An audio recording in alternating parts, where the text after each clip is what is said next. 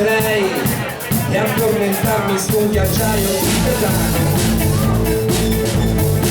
Congelerei a quel sorriso che si allarga piano piano, e invece sto sdraiato senza fiato, fatto come nell'azzurro prima e lasciamo distrutto, disperato ancora un po', ma prima o poi salirò, in questo giardino, salirò fino a quando sarò solamente un ricordo lontano. Salirò in questo giardino, e salirò fino a quando sarò solamente un bambino lontano.